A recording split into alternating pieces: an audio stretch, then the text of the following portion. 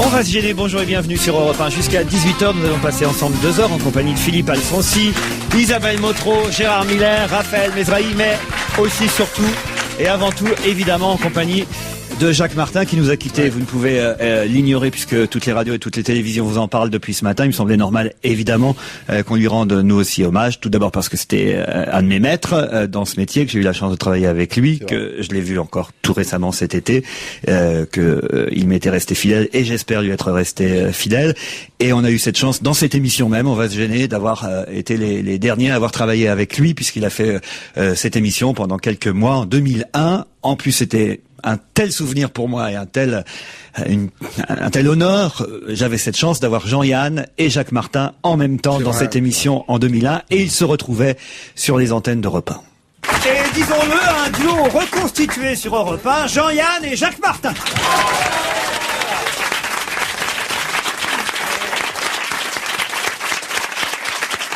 Ça fait combien d'années que vous êtes retrouvés ici ensemble ? La dernière fois, c'est en 1950. Waouh. Le siècle dernier. Non, oui, le siècle dernier. À Europe 1, oui. À Europe 1. Après, on s'est vu ailleurs, mais ici. Je raconte ça tout le temps, ça fait 50 ans que je raconte la même histoire, je vais la revendre, là. La première fois qu'on a fait une émission tous les deux, moi j'avais un pullover noir et lui avait un truc blanc en angora, sans foirer. Et je suis sorti couvert de poils. Il était à côté de moi, il se frottait sans arrêt, j'avais la manche couverte de poils. Je disais, mais arrête, pourquoi t'as un truc qui perd ses poils comme ça? Alors, j'ai quand même un petit rectificatif à faire. Vous deux, Jacques Martin et Jean-Yann, avez dit, la dernière fois qu'on a parlé ici dans ce micro, c'était en 1950. Oui, monsieur. La maison a été créée, me dit-on, derrière la vitre, on m'a soufflé ça, en 1955. Qu'est-ce que vous faisiez sur les travaux?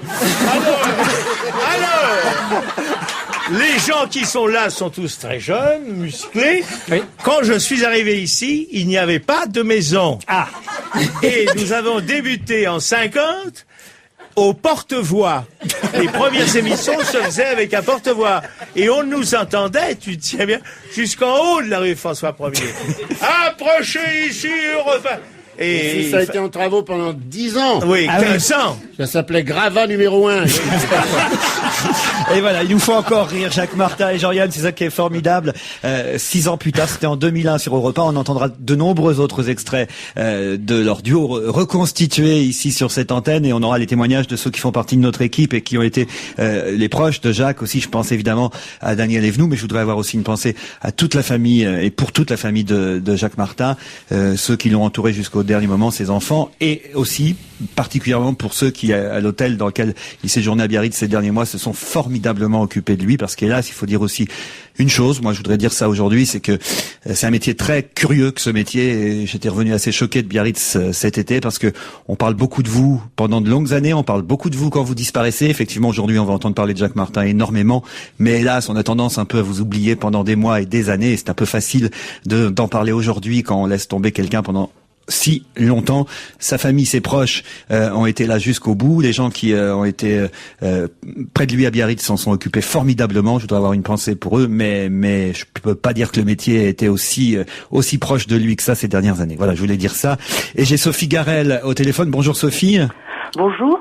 Sophie, vous avez travaillé, vous aussi, beaucoup avec Jacques, évidemment. Oui, et avec Jean-Yann, évidemment. assez étonnante. Je quittais Europe 1 où je ne vendais que de la lessive et quelques produits dérivés comme les Pastifuca. Et j'entre à RTL, qui était avant Radio Luxembourg et qui avait donc engagé de grands ténors, Jean-Yann, Jacques Martin et d'autres. Et quand je suis arrivée là-bas, fraîche peut-être, mais inculte, on m'a tout de suite mise dans les mains de ces deux grands fous. Et j'étais totalement émerveillée, mais muette. Ce sont les deux hommes qui m'ont donné le plus de racines. L'un m'ayant fait un enfant en plus, mais enfin qui m'ont vraiment. C'est Jean-Yann, qui est pas voilà, pas Jacques Martin. C'était un poil près. Il aurait pu aussi, oui. C'était un poil près. T'es un grand reproducteur, Jacques. Mais j'ai appris plus tard qu'en fait, c'était pas grâce à mon énorme talent ni qu'il m'avait choisi l'un et l'autre. C'était grâce à ma mini jupe de l'époque. Et c'était deux grands furieux du sexe.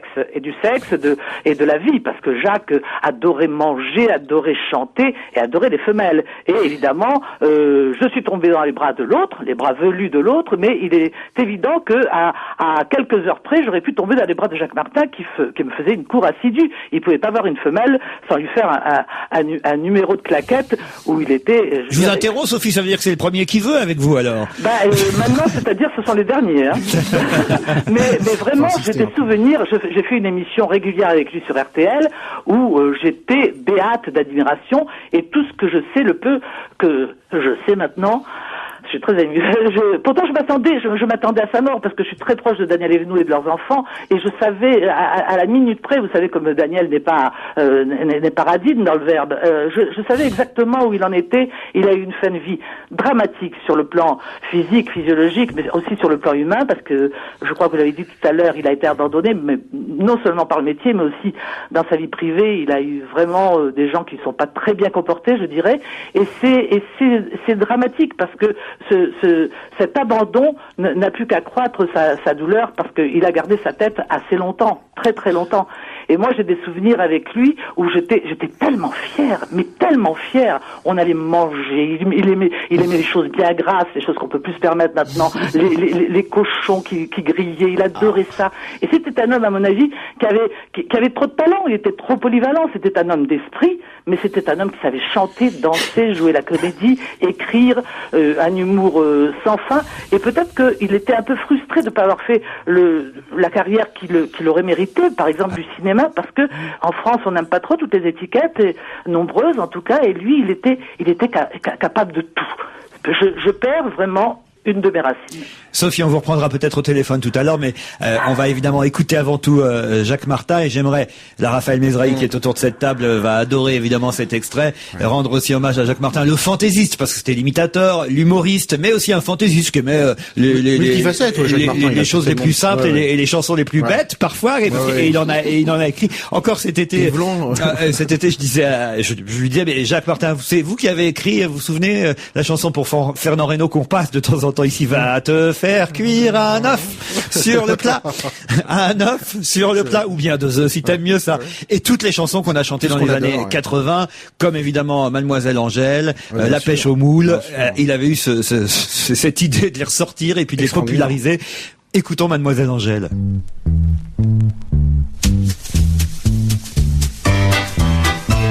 Je frappe au numéro 1, je demande Mademoiselle Angèle, la concierge me répond. Mais quel métier fait-elle? Elle fait des pantalons, des jupes et des jupons et des gilets de flanelle. Elle fait des pantalons, des jupes et des jupons et des bonnets de coton. Je ne connais pas ce genre de métier, allez voir à côté. Je frappe au numéro 2, je demande Mademoiselle Angèle, la concierge me répond. Mais quel métier fait-elle? Elle fait des pantalons, des jupes et des jupons et des gilets de flanelle. Elle fait des pantalons, des jupes et des jupons et des bonnets de coton. Je ne connais pas ce genre de métier, allez voir à côté. Je frappe au numéro 3, je demande Mademoiselle Angèle, la concierge me répond. Mais quel métier fait-elle? Elle fait des pantalons, des jupes et des jupons et des gilets de flanelle. Elle fait des pantalons, des jupes et des jupons et des bonnets de coton. Je ne connais pas ce genre de métier, allez voir à côté. Je frappe au numéro 4, je demande Mademoiselle Angèle, la concierge me répond. Mais quel métier fait-elle? Elle fait des pantalons, des jupes et des jupons et des gilets de flanelle. Elle fait des pantalons, des jupes et des jupons et des bonnets de coton. Je ne connais pas ce genre de métier, allez voir à côté. On va couper avant la fin, parce qu'évidemment, c'était le but, c'était la rengaine interminable. Voilà, il a fait chanter la France pendant les dimanches. Je sais pas si c'était à l'époque de la lorgnette ou du petit rapporteur, celle-ci, mais il y a eu dans le même genre La pêche au moule. Et aussi, je me souviens de Rap, petit pas, petit pas de tapon, rap, petit pas, Tapon, enfin... Petit pas, petit pied, petit bus, RATP, si t'es fatigué, t'as qu'à prendre l'autobus. Ouais, c'est ça. Il y a eu des chansons comme... Pas seulement la France. Moi, je me souviens, reporter dans une autre radio, je débarque un jour à Ceylan, qui s'appelait Ceylan à l'époque, Sri Lanka aujourd'hui, et je descends de la voiture, je parle en français avec un technicien qui était avec moi, et à ce moment-là, il y a 3 mômes qui se mettent à chanter la pêche aux moules. Formidable. Je sais plus en quelle année. Mais de toute façon, c'est vrai que avec la télévision et partout dans le monde, et même les émissions du dimanche, même si moi je préfère évoquer le Jacques Martin iconoclaste, le Jacques Martin fantaisiste, Jacques Martin imitateur, parce qu'on l'a souvent oublié, il imitait Enrico Macias, Charles Trenet, Charles Aznavour, Yves Montand, Sacha Guitry. Enfin, ça a été un des premiers imitateurs avant même le Luron. Et moi, je préfère imiter celui-là, le provocateur aussi qu'il était. Encore même sur Europe en 2001, on va réécouter des extraits très vite. Que peut-être le Jacques Martin animateur des dimanches, mais en tout cas, le Jacques Martin animateur des dimanches était connu partout dans le monde. Mais où vous alliez. Ceylan, c'était normal parce qu'il y a la pêche au tamoul là-bas. Ceux qui connaissent le pays.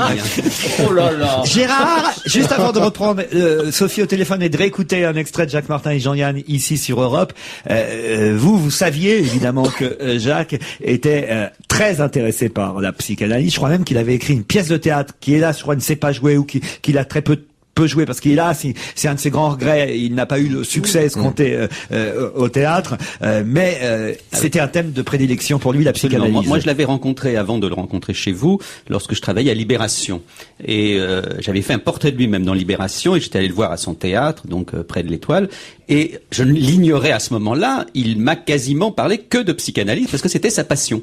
Et c'était d'ailleurs des passions ignorées, comme pour Dalida, ou des gens qu'on sous-estime toujours intellectuellement, on s'imagine, parce qu'on les voit seulement sous une facette qu'ils n'en ont pas d'autres. Il avait lu tout Freud, il était passionné par la psychanalyse, et pas seulement la psychanalyse traditionnelle, y compris les psychanalyses un petit peu plus marginales. Et c'est vrai que tous les gens qui l'ont approché ont souligné cette dimension de sa culture. C'est un type qui lisait énormément, et je pense qu'il souffrait sans doute aussi d'être sous-estimé, peut-être un peu intellectuellement. Il était très cultivé, il était également féru d'histoire, c'était un type qui lisait énormément, et féru de musique. Alors.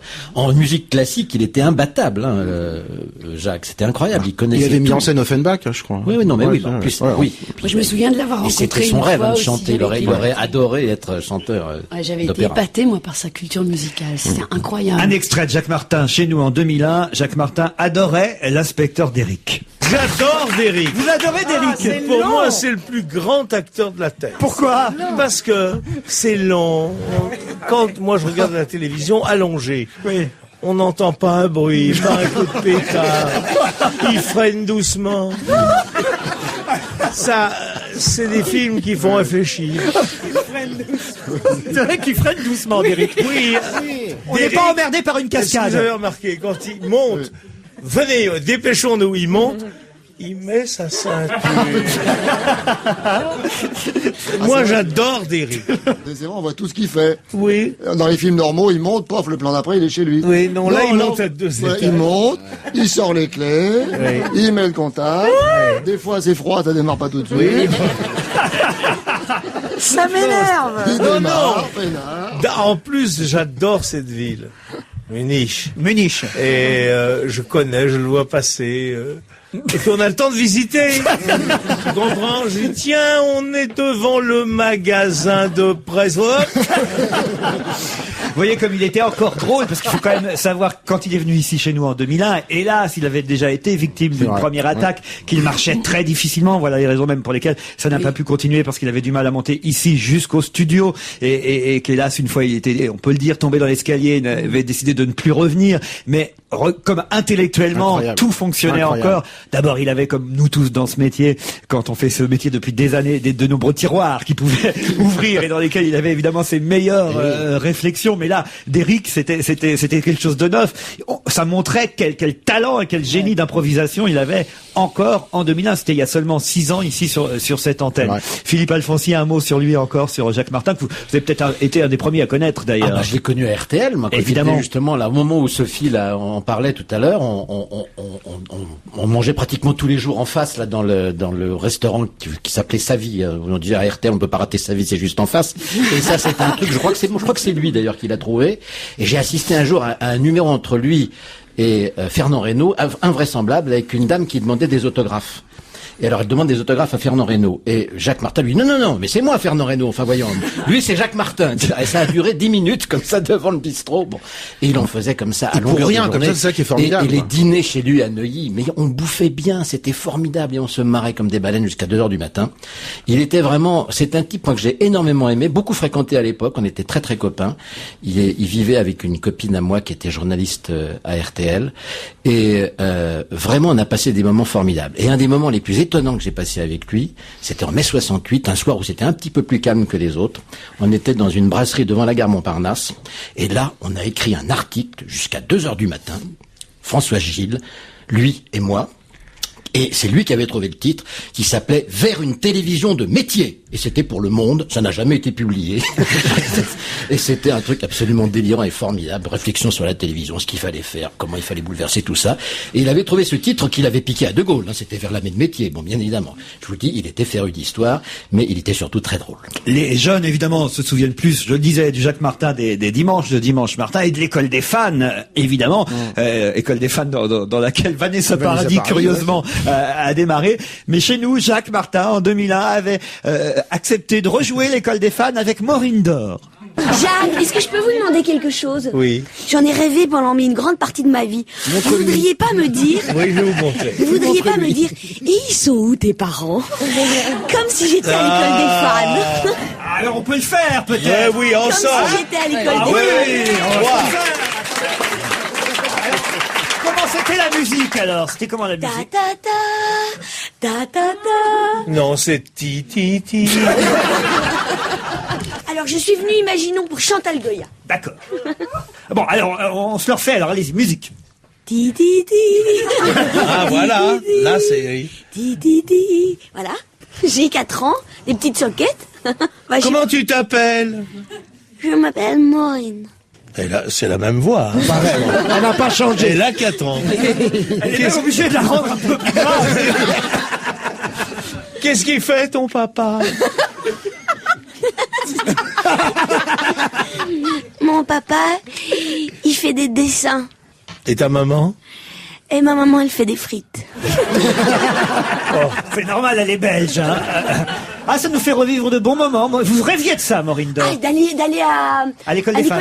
Ah oui. Ah oui? À l'époque, oui. Il recevait des cadeaux, mais c'était incroyable. Ah ça, je dois dire que... Parce qu'au début, naïf, quand j'avais invité une ou deux vedettes, j'avais amené des cadeaux pour les gosses. Rien. Un bouchon. Il y en avait une qui amenait des fruits qu'elle avait jetés.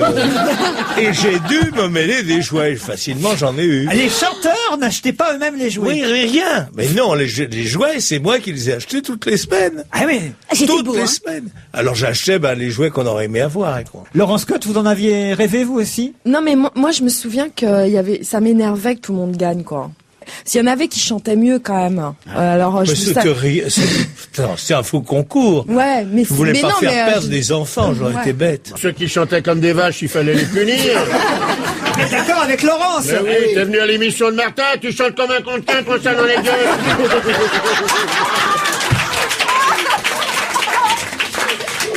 Ça, vraiment, c'est Jean-Yann, la touche Jean-Yann, ajoutée à la touche Jacques Martin. Les deux réunis, je dois dire. Mais ce qui était très amusant. Quel bonheur j'ai pu prendre, je le dis encore, et je voudrais encore rendre hommage à Jacques Martin, mais quel bonheur que, je pouvais même pas imaginer un jour que dans ma vie, j'animerais une émission où j'aurais les deux pendant plusieurs mois réunis.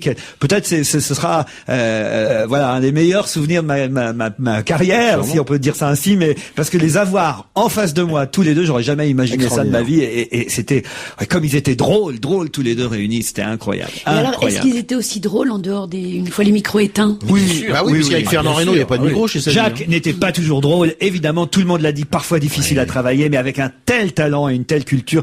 Sophie, on va vous quitter, mais juste un dernier mot avant de prendre Daniel Evenou, qui je crois est au téléphone elle aussi, et à qui je pense très très fort, mais aussi à toute sa famille de toute façon. Sophie, un dernier mot sur Jacques après tout ce que vous venez d'entendre.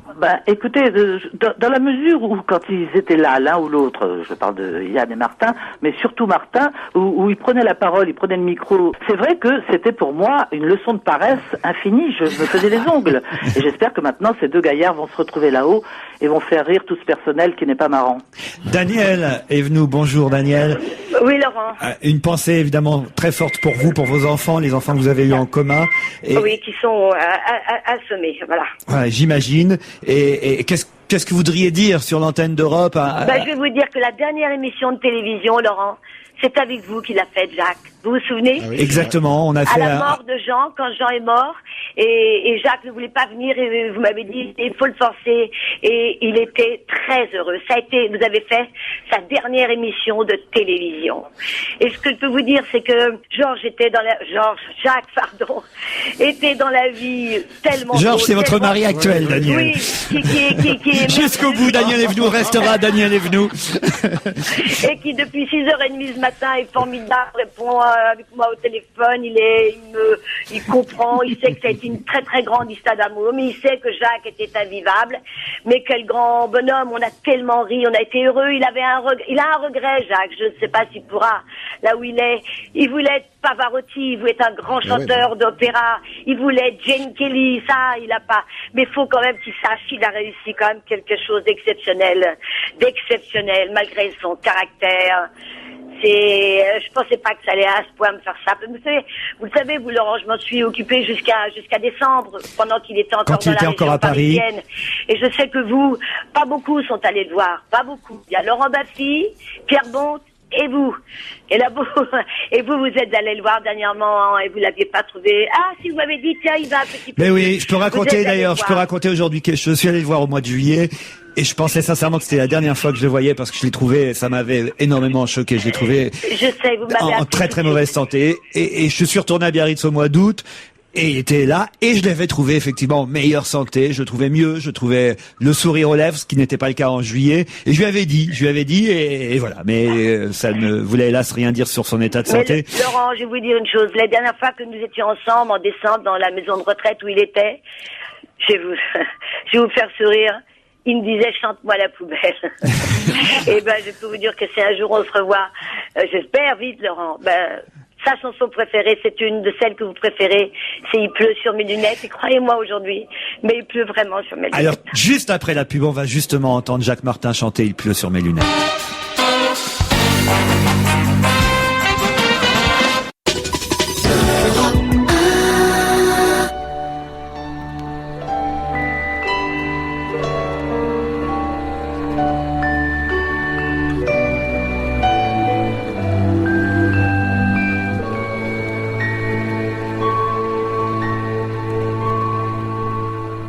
Il pleut sur mes lunettes, je n'y vois plus très bien, je dois avoir l'air bête, je ne sens plus ta main. Il pleut sur mes lunettes, tu parles d'un temps de chien.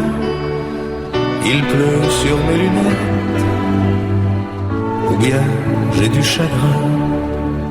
Et dire que c'est la dernière fois que nous nous voyons, toi et moi, et dire qu'au moment de l'adieu, j'ai de la buée devant les yeux. Je sais, c'était sans importance, une nuit d'amour, moi, je m'en balance. On peut rester copain, copain, c'est beaucoup mieux, c'est même très bien. Il pleut sur mes lunettes, je n'y vois plus très bien, je dois avoir l'air bête, je ne sens plus ta main. Il pleut sur mes lunettes, tu parles d'un temps de chien. Il pleut sur mes lunettes, ou bien j'ai du chagrin. Avoue que c'est vraiment marrant de se quitter par ce sale temps. Heureusement que tu me connais bien et que tu sais que je pleure pas pour rien. Mais les lunettes avec la pluie, faudrait toujours qu'on les essuie. Ah, quand je raconterai ça demain, qu'est-ce qu'ils vont se marrer, les copains.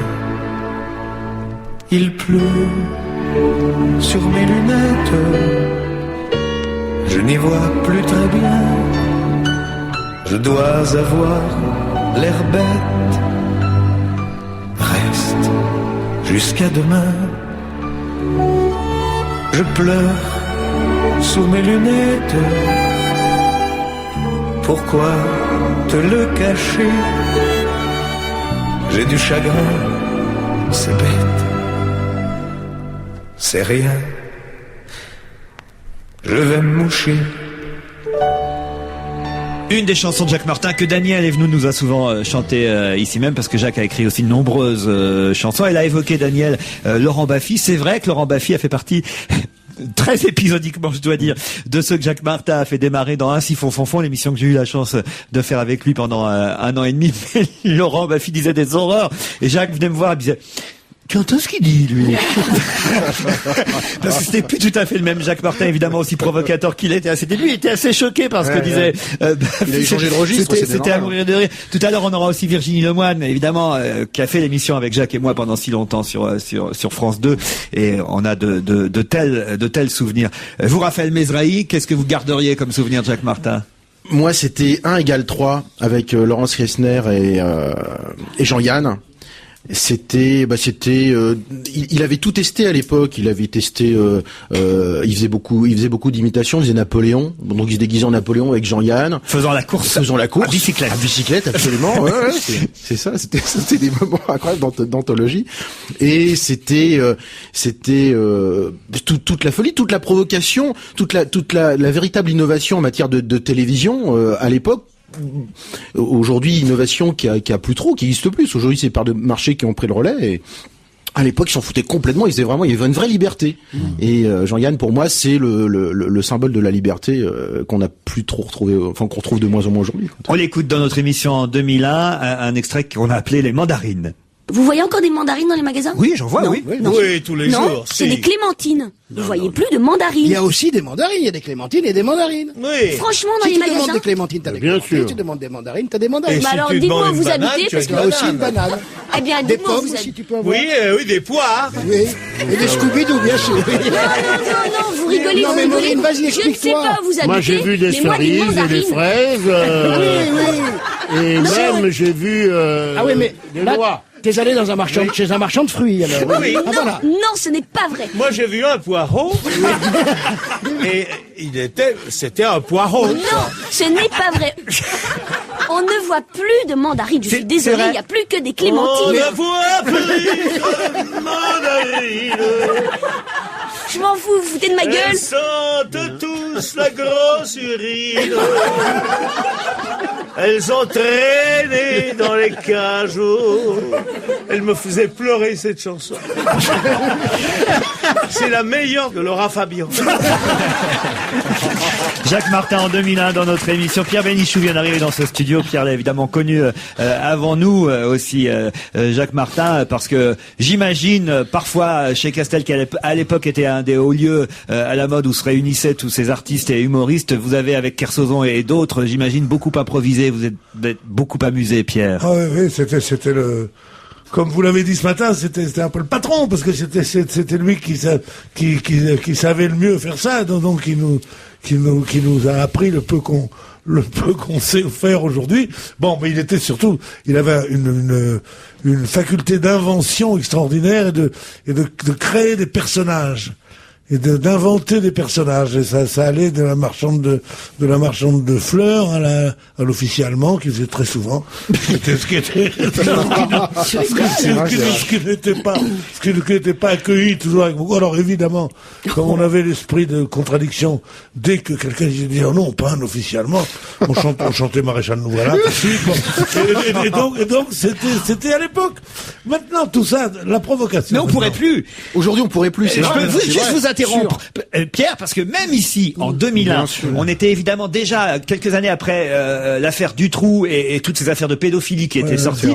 Jacques est arrivé ici à Europe 1 et évidemment il était d'une autre époque. Et lui se permettait encore des plaisanteries sur ces sujets-là, parce que dans les années 60, 70, 80, on pouvait encore plaisanter là-dessus. Moi, je suis pas d'accord avec vous. Alors, attendez, juste, je termine, parce que, à un moment donné dans l'émission, il se met évidemment à plaisanter sur ces sujets-là. Il a fait ça pendant des années aux grosses têtes. Je peux vous dire par cœur ce qu'il faisait. C'était, viens ma petite fille, viens chercher des cachous au fond de ma poche. Viens, tonton va te faire jouer à la glissade savoyarde. Viens ma petite fille. Et évidemment, là, on était catastropheux. Je lui disais, mais Jacques, on peut plus dire ça. Et je sais pas si on pourrait retrouver l'extrait où il avait poussé un coup de gueule sur cette antenne, même en 2001, en disant, mais enfin merde, c'est pas parce que je plaisante sur ce sujet que je suis pédophile, j'ai des enfants, je les ai jamais touchés, et merde, on a le droit encore de plaisanter là-dessus.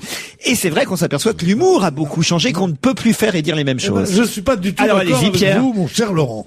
Pas du tout. Parce que je pense que avant, c'était une provocation dangereuse.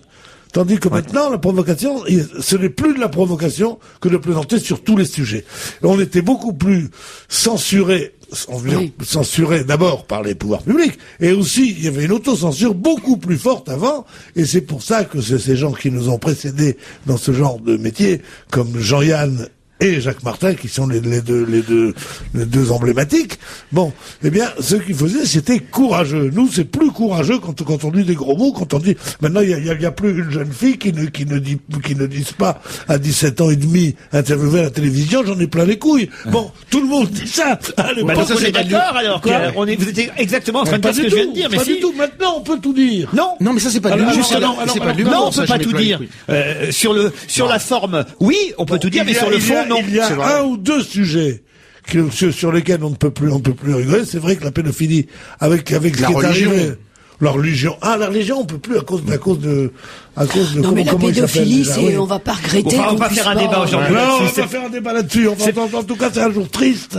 C'est un jour triste parce que c'était le meilleur et qu'il a eu une fin affreuse, parce que tout le monde dit on s'occupait bien de lui, machin, il avait envie de crever depuis 9 ans où il était malade, il avait qu'une envie de crever dès qu'on lui parlait, il se mettait à pleurer, ses larmes, ça voulait dire aidez-moi à en finir. Je peux vous dire il n'en pouvait plus. Une des dernières phrases je sais pas si c'était à la fois du désespoir et de l'humour, mais hélas, on ne comprenait plus toujours forcément très bien ce qu'il disait, je peux en témoigner, hélas, et on n'osait pas lui faire répéter parfois ce qu'il disait, et cet été, à un moment donné, je me permets de dire, Jacques, pardon, je n'ai pas compris ce que vous m'avez dit, et il m'a répondu cette phrase terrible, et à la fois, qui lui ressemble tellement, à la fois tellement drôle, moi non plus. Voilà. Jacques Martin et Pierre Bénichou, en 2001, sur Europe 1, les retrouvailles. Laurent, quand vous dites Jacques Martin, c'est le Jacques Martin? Le Jacques Martin. Enfin, ce qu'il en reste, hein. Incroyable. Vous connaissez évidemment Pierre Bénichou et Jacques Martin, c'est la première fois. Alors je suis très heureux de faire la connaissance de ce gars. M'appelle Vichy au 43. Vous connaissiez d'où? Parce que jamais vous avez fait de radio ensemble. Je le sais d'où ils se connaissent. Ah ouais? Je ferme ma gueule. Mes parents m'avaient amené à l'école des fans. Oui. Il avait abusé de moi immédiatement. Depuis, je l'appelais parrain. Oui. Mais les relations n'ont jamais plus été les mêmes. Tu es sûr que tu ne confonds pas avec Jean Nohain?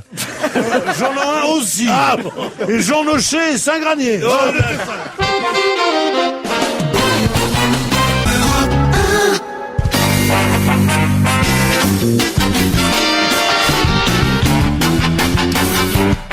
On va se gêner, spécial hommage à Jacques Martin, Pierre Bénichou. Vous venez de réentendre juste avant la pub cet extrait de Vos retrouvailles ici sur Europe 1. Vous voyez, comme au premier jour, c'est tout de suite, on s'est connus en Allemagne.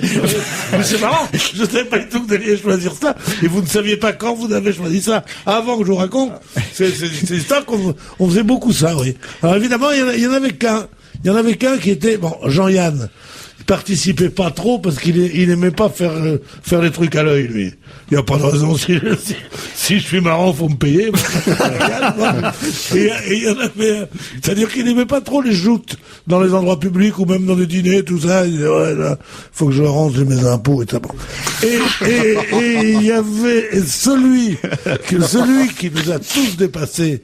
Quand je dis nous, je suis beaucoup, je me sens un peu immodeste, puisqu'ils étaient bien meilleurs. Vous pouvez y aller, Pierre. Je vous cite toujours un exemple en disant que vous faites partie de cette lignée-là, Martin et Yann.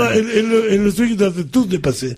Mais, à Eclipse, de temps en temps chiant et de temps en temps un génie. Mais vraiment le seul qui a été frôlé par l'aile du génie, c'est Kersozon.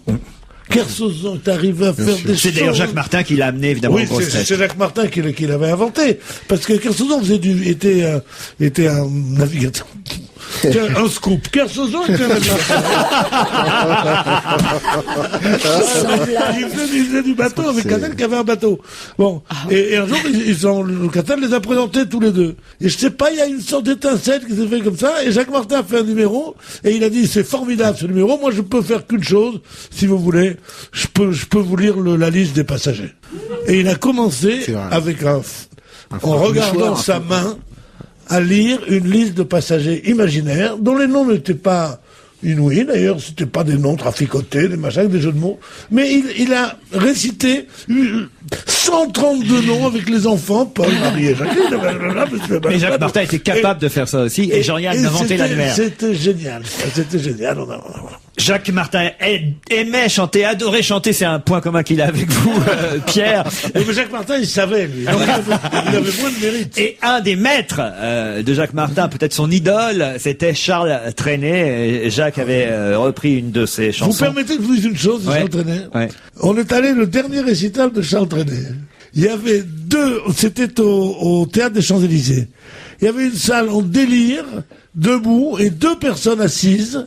On était à 5 ou 6 personnes, éloignées de 5 ou 6 personnes l'un et l'autre, qui étaient assises et qui pleuraient à chaudes larmes, c'était Jacques Martin et moi. C'est vrai.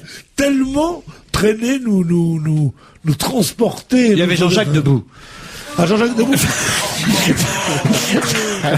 Qui était un grand admirateur de Trenet, toujours. C'est ça, c'est que Trenet ne voulait pas répéter. Parce que ça le faisait chier, qu'il savait tout depuis longtemps. De toute façon, il dit, moi, avec le micro que j'ai là, vous vous rendez compte, il y a juste ma main gauche, le reste, je m'en fous, non?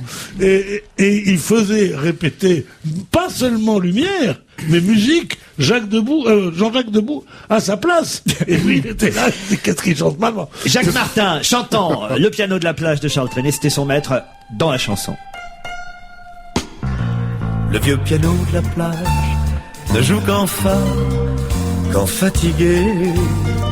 Le vieux piano de la plage possède un la qui n'est pas gai, ainsi cassé qui se désole, un mi fané qui le console, un dos brûlé par le grand soleil du mois de juillet. Mais quand il joue pour moi les airs anciens que je préfère, un frisson d'autrefois m'emporte alors dans l'atmosphère d'un grand bonheur dans une petite chambre, au joli cœur du mois de septembre. Je pense encore à toi, domicile là. Le vieux piano de la plage ne joue qu'en sol, en solitude.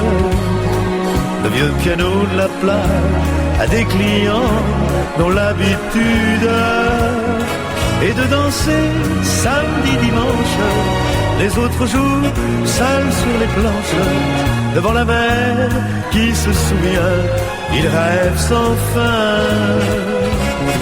C'est alors que je sors, tout courbattu de ma cachette, et que soudain dehors, tremblante, ému, devant lui je m'arrête. Et c'est inouï tout ce que je retrouve, comme cette musique jolie m'éprouve, me fait du mal, me fait du bien, je n'en sais trop rien. Adieu, adieu piano, tu sais combien peuvent être cruelles ces notes que tu joues faux, mais dans mon cœur, ouvrant ses ailes, s'éveille alors la douce rengaine, mon heureux sans bout de mes peines. Lorsque tu tapes toute la semaine, mais le samedi, quand les jeunesses débarquent, tu sais alors, brigand de la plage, que ton sourire les marque, et qu'un beau soir, passé le bel âge, un autre que moi, devant la piste, s'arrêtera là et sera triste en écoutant le cœur battant l'air de ses 20 ans.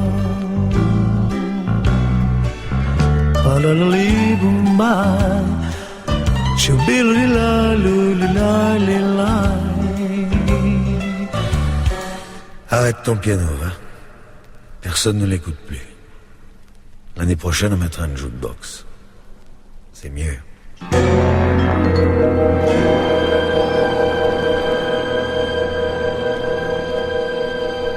Jacques Martin chante entraîné au téléphone. Jacques Ramade et Virginie Lemoine. Bonjour Jacques, bonjour Virginie. Bonjour Laurent. Tous les trois, on a eu cette chance et cet honneur de travailler en même temps, ensemble, auprès de Jacques Martin. Je vous laisse parler d'abord, Virginie. Ah oui, mais absolument, c'était une grande chance d'abord que je vous dois, Laurent, puisque c'est grâce à vous que j'ai rencontré Jacques. Et la rencontre s'est effectuée le jour de mes 30 ans. Je me souviens très bien vous avoir fait rentrer dans le bureau de Jacques Martin et je dis à Jacques, voilà une fille qui est plutôt rigolote, et vous lui avez fait un sketch qui était le chat qui pète, c'est ça? Absolument, le gros chat qui pue. Vous m'avez dit, vous chantez, et alors c'était vous qui sur votre conseil, vous m'aviez dit que chante le gros chat qui pue, ça et donc j'avais chanté le gros chat qui pue, et il avait tout de suite appelé Bob Kibel en disant, cette jeune femme chante les chansons qu'on aime.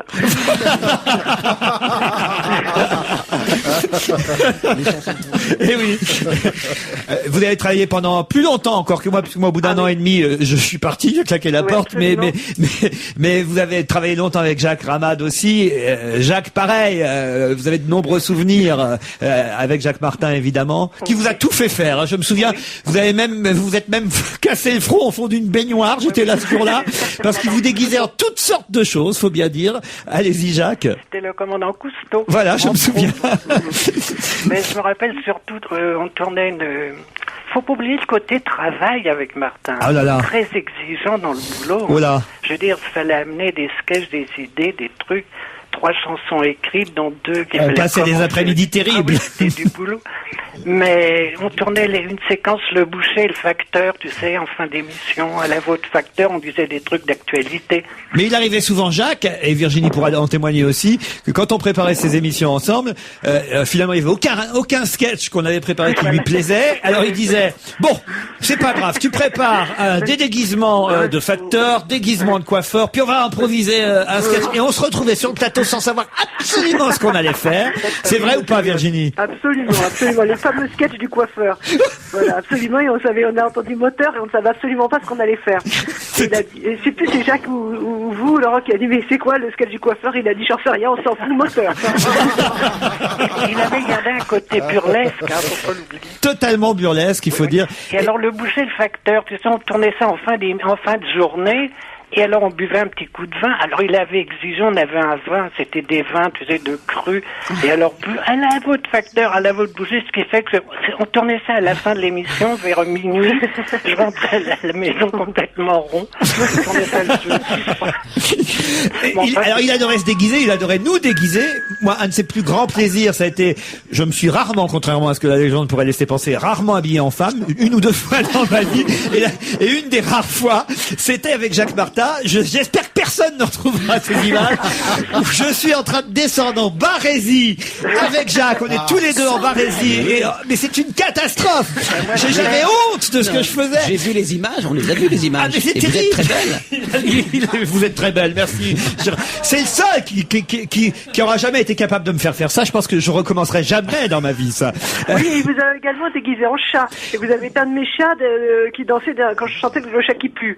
Ah, j'étais en chat. Bah, très bien. Absolument, quand les images passent, que les téléspectateurs et les auditeurs sachent bien qu'un des chats, c'est Laurent Ruquier. Il y avait aussi, disons-le, dans cette équipe-là, je me souviens, Julien Courbet, qu'on voit aujourd'hui sur TF1, qui faisait partie des jeunes qui étaient rentrés dans l'équipe, je crois, après que je sois parti, mais en tout cas, qui a très vite fait partie aussi de la bande d'un siphon fond. C'est la dernière émission humoristique, on va dire, de divertissement pur que Jacques a faite à la télévision. Et Julien aussi, hein. Et après, Laurent... et Julien Courbet Courbet aussi. Bravo Isabelle qui n'a pas perdu son sens de l'humour. Non, je le trouve encore drôle, Julien Courbet. Sans aucun doute, c'est énorme. Il est plus marrant maintenant. Ah, beaucoup plus, ouais.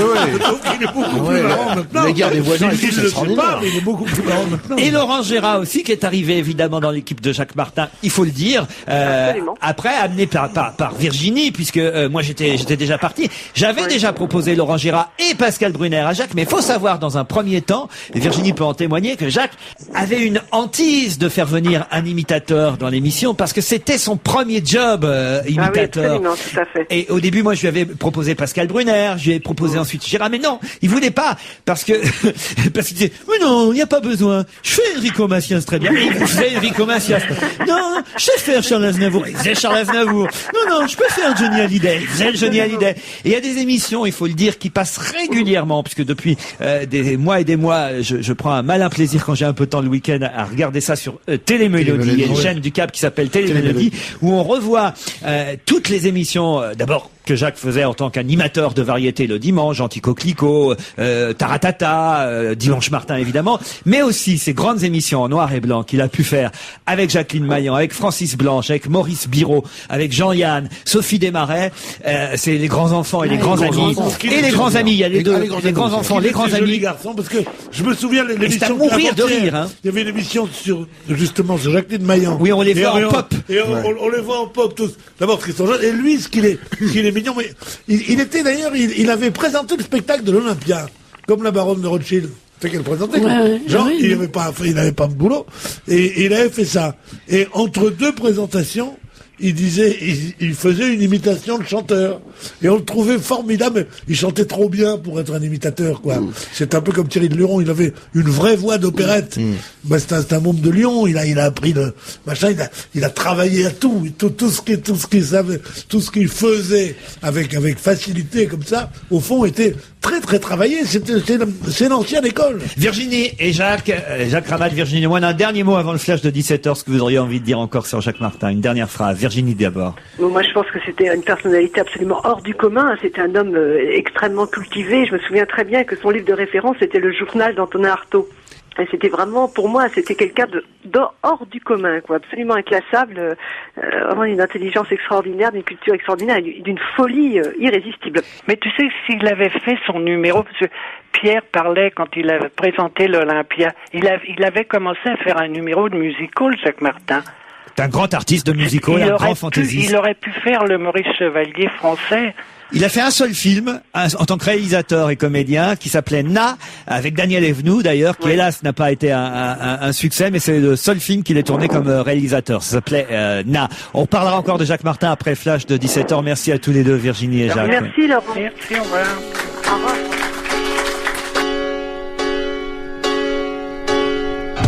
Le prisonnier de la tour s'est tué ce matin. Nous n'irons pas à la messe demain. Il s'est jeté de la tour en lui tendant les mains.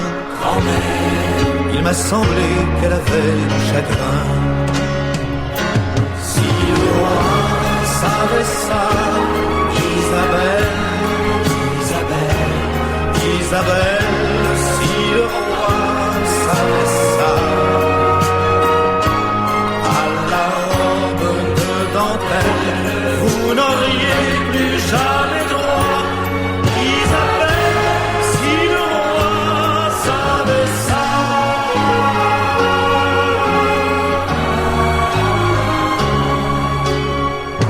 Le prisonnier de la tour était son seul ami.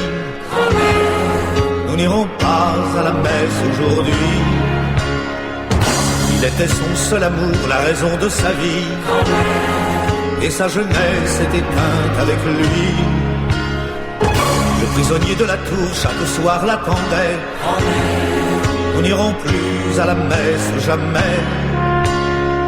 C'est un péché que l'amour et le monde est mal fait. On a tué son amant qu'elle aimait. Si le roi savait ça, Isabelle, si le roi savait ça. À la robe de dentelle, vous n'auriez plus jamais droit. Isabelle.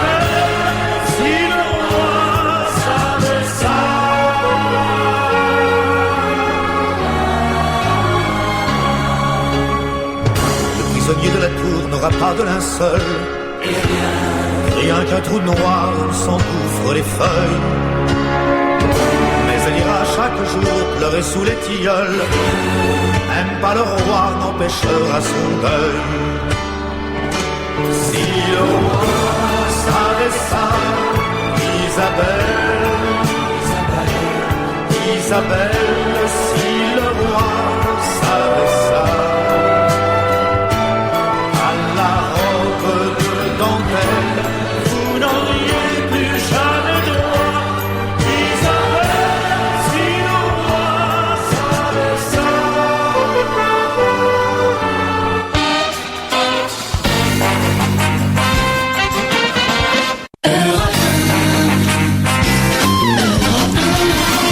On va se gêner, spécial hommage à Jacques Martin. Pendant la première heure, on a réécouté ensemble des extraits de Jacques Martin et Jean-Yann présents dans cette émission en 2001, puisque c'est la dernière émission de radio qu'ils avaient fait ensemble ici. Il y en aura d'autres, évidemment, jusqu'à 18h. Et j'ai demandé à la directrice des programmes d'Europe 1, Muriel S, de venir sur cette antenne, parce que certains l'ont peut-être oublié, mais notre directrice des programmes a été co-animatrice, un peu souffre-douleur, parce que Jacques a eu de nombreux souffre-douleurs pendant des années. Alors, est-ce que c'était incroyable mais vrai, vous, Muriel, est-ce que vous avez co-animé avec lui? C'est vrai que ça a été incroyable mais vrai. Oui, c'est ça. Mais ça a été incroyable mais vrai aussi parce que il avait repéré ma voix à la télé, à la radio. J'étais sur France Inter à l'époque et donc il m'a fait appeler, il s'est renseigné, il m'a fait venir et il a décidé que ça marchait. On a fait un essai, ça a duré 2 minutes et demie et immédiatement il m'a prise. Et c'était un très très grand professionnel, vraiment très cultivé, ce qui est pas extrêmement répandu dans ce métier. Un garçon. Vous voulez dire ici à Europe 1, cultivé. Je parle en général dans ce métier. Sauf Bénichou qui est. Alors ça c'est élégant. Et gracieux. Non mais c'est la censure ici.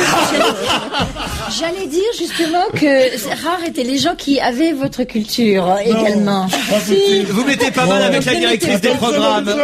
Donc vous, c'était incroyable mais vrai que vous animiez avec Jacques. Oui, c'est Jacques. ça, mais je l'ai fait pendant uniquement 2 mois. Pourquoi 2 mois seulement? Parce que je partais comme correspondante aux États-Unis. À cette époque, il y avait que 3 chaînes et donc il y avait entre 50 et 55% de part de marché à l'époque. Et donc le lendemain du jour où je suis passée, on m'arrêtait dans la rue et moi, je n'avais pas l'habitude, j'étais absolument sidérée. Tout le monde m'arrêtait dans la rue, on voulait me faire signer des autographes, c'était grotesque.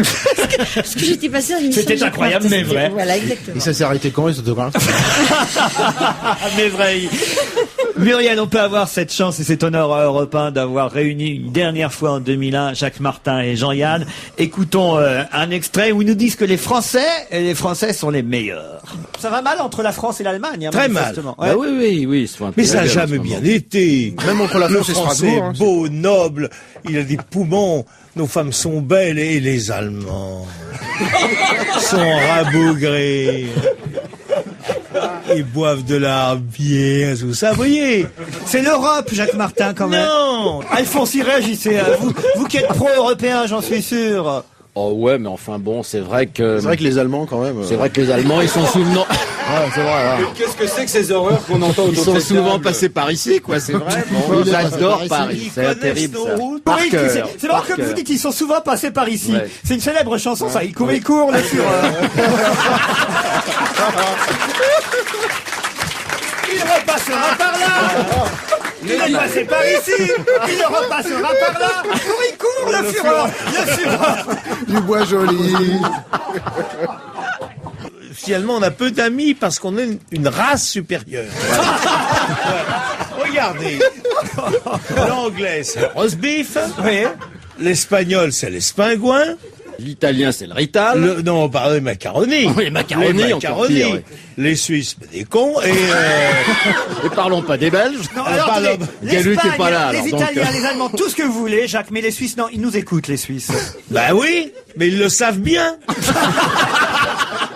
Si vous rencontrez un Suisse honnête,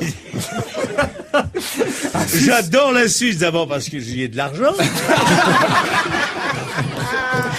Et voilà, Jacques Martin chez nous en 2001. Qu'est-ce qui nous a encore fait rire jusqu'au dernier moment? C'est quand même extraordinaire. J'adore la Suisse d'abord parce que j'y ai de l'argent. C'est génial. Isabelle Motro, vous n'avez pas travaillé avec Jacques, hein? Non, j'ai pas travaillé avec Jacques, mais je l'ai rencontré parce que il avait voulu m'engager à la place de Claude Sarraute quand Claude avait arrêté de travailler avec lui, comme un peu souffre-douleur, comme vous disiez tout à l'heure. Il en a eu des souffre-douleurs. Il aimait bien ça. Et puis bon, ça ne s'était pas fait, mais j'avais eu donc l'occasion de discuter avec lui, de le rencontrer, et j'avais été sidérée par sa culture musicale, par sa culture de la peinture aussi. Il aimait beaucoup la peinture. Et en fait, j'avais découvert quelqu'un que je soupçonnais absolument pas, quoi. Non, il avait lu absolument tout sélection de Reader's Digest. Tout le connaît par cœur. En tout cas, il s'en souvenait par cœur. Non, il était décultivé. Il avait dans son bureau avenue de Wagram, là où l'Empire n'est plus, puisque on sait que le portrait de Gérard Philippe, qui était, c'est assez impressionnant de rentrer dans son bureau. Je me souviens quand je suis rentré pour la première fois dans ce bureau et de le rencontrer. C'était déjà un sketch permanent. Daniel Evenou, qu'on a eu au téléphone tout à l'heure, m'a fait vivre, je dois dire, des moments, parce qu'il n'était plus à cette époque-là avec Daniel Evenou. Il était à ce moment-là, je pense, encore avec une femme qui allait devenir la première dame, une grande de taille, première dame de France. Et d'ailleurs, on peut rappeler à Enrico Macias que quand il chantait Place de la Concorde au mois de mai dernier, à Qu'elles sont jolies les filles de Sarkozy, qu'il s'agissait des filles de Jacques Martin et non pas des filles de Sarkozy. Bref,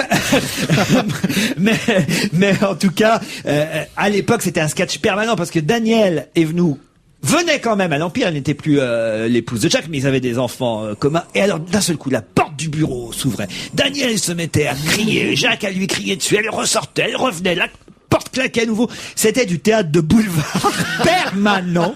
J'avais l'impression d'assister à un fédo. C'était à mourir de rire. Pierre? Non, il avait la dent, c'est dur, hein. Moi, il m'avait proposé de venir travailler dans le Petit Rapporteur avec lui. Alors moi, j'ai dit, mais non, pas du tout, je veux pas faire le clown en public. À l'époque, j'avais encore un peu de respect de moi-même. Alors, il me dit, tu veux pas travailler de puis en plus, le Petit Rapporteur, je trouve le titre un peu con, ce Petit Rapporteur, ça fait gnangnan. J'avais raison, comme tu imagines, ça a eu un succès absolument fou. Il m'avait surnommé le Grand Rapporteur. Il m'a dit, tiens, voilà le Grand Rapporteur qui est là. Et ça m'énervait. En fait, j'ai dit, écoute, tu vas arrêter. Tu parles que je vais arrêter. Voilà le Grand Rapporteur qui est là pendant. C'était resté mon surnom. Claude Sarraute rentre dans ce studio. Claude, on peut le dire. Claude Sarraute a appris la cuisine avec Jacques Martin. Et j'aimerais, ma chère Claude, avant d'évoquer cette année ou ces années pendant lesquelles vous avez fait la cuisine avec Jacques sur France 2 le midi, votre arrivée aux grosses têtes sur RTL auprès de Martin, parce que je crois, l'idée de Bouvard, c'était de vous confronter, parce que vous aviez écrit, si ma mémoire est bonne, un article assassin sur Jacques Martin, et Bouvard s'était dit, tiens, on va la faire venir, comme ça il va l'assassiner. Exactement. Donc on ne me dit rien en régie, j'arrive sur le plateau, non, juste à l'entrée du plateau, et je trouve la Kersozon et Jacques Martin, et je leur tends la main, et avec beaucoup de bien me montrer leur mépris, ils prennent leurs mains tous les deux, ils les mettent derrière le dos. Et puis ils me disent, ma petite fille, vous ne perdez rien pour attendre. On passe autour de la table, comme ici, avec les micros, et ils commencent à m'attaquer, mais en alexandrin. Mais alors, il ne me restait rien de moi, sans jamais toucher l'os, attention. Et moi, je pissais de rire. Je crois que les deux personnes qui m'ont fait le plus rire, c'est Ruquier et Jacques. Jacques Martin, quand il me faisait tellement rire, c'est mal de rire. Salut, je m'en vais, moi, j'en ai marre. Non, mais c'est incroyable. Et t'es Ruquier, là. Et puis ton prochain patron aussi, ils ont raison de pas t'aimer. Vraiment. Ils m'aiment pas. Alors, racontez. Alors, tellement je riais. On enregistrait le jeudi la cuisine qui passait à midi avec David. Il engueulait David, il m'engueulait moi. David Martin, son fils, qu'on voit encore sur France 2. Voilà. Et que j'ai croisé cet été, il était auprès de son papa à Biarritz. Voilà. Et alors, je hurlais de rire à un tel point que j'étais obligée pour aller faire ma petite commission, je quittais le plateau en hurlant de rire, j'ai foncé dans les toilettes, et naturellement, je pensais pas éteindre. Quand je revenais, il m'imitait le bruit que j'avais fait. Mais quelle idée il a eu, Jacques Martin, de vous engager pour faire la cuisine à France 2? Parce que j'ai rencontré aux grosses têtes. D'accord, vous venez de le dire. Oui. Et puis là, il s'est dit, elle est vraiment tellement con sur ce plan-là, elle sait rien faire, distinguer un paquet de beurre d'un paquet de je sais pas quoi. Et il s'est dit, je fais tenté de lui apprendre à faire la cuisine. Alors évidemment, avec moi, comme c'était une poêle Tefal, hein, ça rentrait dans une oreille, ça sortait par l'autre. Alors c'était assez rigolo, tu vois. Est-ce que vous êtes amélioré en cuisine depuis? Pas du tout. Non. Un échec de Jacques. J'ai fait rire Jacques Martin cet été. Vous savez ce que je lui ai dit à Jacques cet été? Parce que il se trouve qu'on venait de fêter votre anniversaire, vos 80 ans cet été, Claude. Et j'ai dit à Jacques, on a fêté les 80 ans de Claude Sarraute. Et, pardon pour cet humour noir, Claude dit, mais vous vous rendez compte, Jacques, que depuis que vous avez appris la cuisine à Claude Sarraute, Monsieur Revel n'est plus. et ça lui a arraché un sourire. Mais est-ce qu'on a évoqué son amour, mais aussi sa connaissance de la cuisine? C'était un vrai chef. Et je peux raconter aussi la toute première émission à laquelle j'ai participé. Je l'ai un peu évoqué chez Morandini ce matin, mais je peux vous la raconter plus longuement là maintenant. Donc cette première émission à Siphon Fonfon, quand Jacques Martin décide de m'engager par courrier, dans un premier temps, puis après un entretien, et je devais juste écrire pour Jacques et Guy Montagnier, puisque l'émission devait être animée par Jacques Martin et Guy Montagnier. Et c'était l'époque où PPDA avait ramené un gosse d'Irak dans un sac. Vous vous souvenez de cette histoire? Alors j'avais écrit des tas de brèves là-dessus que Jacques Martin et Guy Montagnier devaient lire. Et moi j'avais, parce que je l'avais exigé, je dois dire, parce que j'en avais marre d'être nègre et d'être auteur, j'avais dit ok, je vous écris des trucs, mais je veux 5 minutes à moi dans l'émission. Donc j'avais mes 5 minutes et j'assistais à tout le reste. Et Jacques Martin adorait rire, adorait provoquer, mais il y a une chose, effectivement, avec laquelle il ne fallait pas plaisanter, c'était la nourriture. Et là, j'assiste à un sketch de Guy Montagnier qui essayait d'en faire énormément pendant que Jacques faisait sa recette de cuisine, mais Jacques pouvait plaisanter avec la nourriture, mais c'est quand il en avait décidé, pas quand il donnait une recette de cuisine. Et là, Jacques Martin commence à faire sa recette de cuisine et Guy Montagnier commence à en faire des caisses, à attraper le saumon, à le foutre sur son crâne chauve, à attraper un œuf, à l'envoyer en l'air. Et Martin était furieux. L'émission n'a jamais été diffusée. Et Guy Montagnier n'a jamais présenté l'émission avec Jacques Martin, ce qui fait que la semaine qui suivait, j'avais un coup de fil de Jacques qui me disait « Mon grand, on va pas la faire avec cet imbécile. On va la faire tous les deux, l'émission. » Et voilà comment j'ai eu la chance pendant 1 an et demi de démarrer un Siphon Fonfon avec Jacques Martin, qu'on va réentendre parce que c'est ce qu'il faut, et réentendre chanter parce qu'il adorait chanter.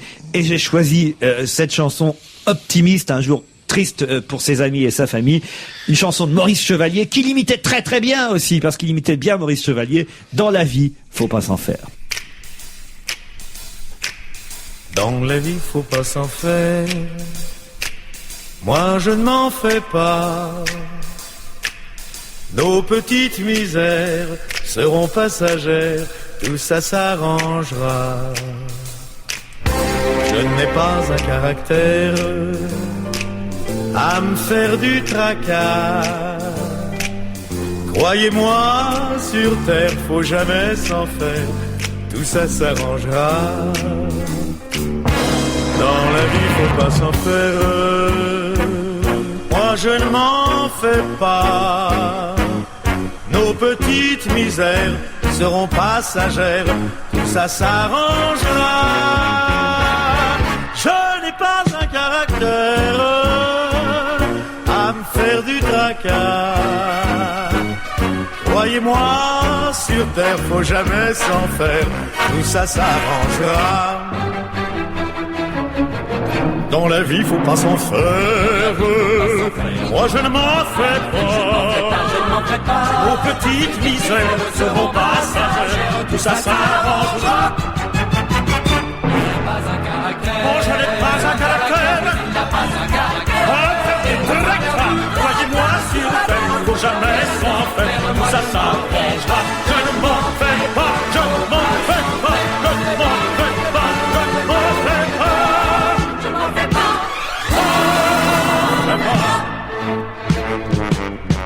Dans la vie, faut pas s'en faire. Moi, je ne m'en fais pas. Nos petites misères seront passagères, tout ça s'arrangera. Je n'ai pas de caractère à me faire du tracas. terre, faut jamais s'en faire. Moi je ne m'en fais. Il ne s'en fait. Moi je ne m'en fais pas.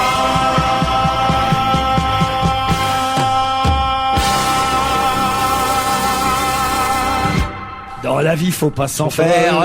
Il imitait Maurice Chevalier, Jacques Martin. Il vous a pas appris à chanter, Claude, hein, Jacques? Non. Oh là là. Mais il m'aura fait rire. Personne ne m'aura fait rire autant que lui. Mon Dieu. Et les Alexandrins. Comment tu expliques ça, Laurent?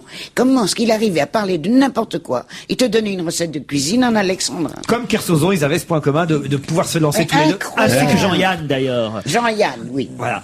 Alors, ils étaient tous les deux réunis sur Europe 1 en 2001 dans cette émission On va se gêner qui aura eu cet honneur-là. Écoutons encore un extrait. Europe 1, la station qui bande encore, c'est ce qu'il disait. Claude, vous emportez des Adidas ou des Nike? Il faut des chaussures pour vous, hein, vous savez. Hein. Oui, les schools. Mais justement, je me cramponne à mes talons, à mes chaussures à haut talons, parce qu'il y a bien un jour où je serai obligé de me balader en charentaise. Ça s'appelle des Nike ta grand-mère. Laurent, je n'approuve pas. Je ne trouve pas ça drôle. Ben non. Alors justement, écoute, elle est beaucoup mieux quand tu es dans la rue et que tu te promènes avec ton petit triangle. Oui, hein. Elle gêne la circulation. Écoute. T'as pas de honte à ton âge de te moquer de Non, moi? enfin, tu parles à un monsieur qui pendant 3 ans a marché avec ce truc-là. C'est le champion de la piste. Alors tiens, justement, messieurs, vous allez être intéressés. Le Viagra est dépassé, ça y est. Non, ça alors, c'est de la blague, hein, le Viagra. Ah ben, alors justement, il y a mieux que le Viagra. J'ai sucé la boîte pendant 1 an, j'avais...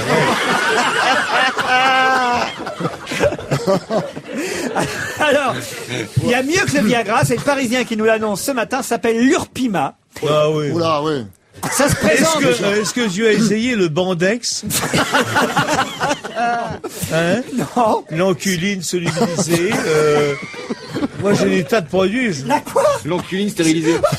Non, solubilisée. Ah là là. Alors non, ça c'est vraiment nouveau. C'est disponible bientôt en Europe, paraît-il. Un nouveau médicament. C'est le Parisien qui nous le dit. Qui favoriserait l'érection. Ah. Tu L'Urpima. entends, Georges? Elle est heureuse. Elle remue ses petites mains. Elle trouve qu'Europe c'est beaucoup plus drôle. Alors. Europe, la radio qui borde encore. Quel slogan!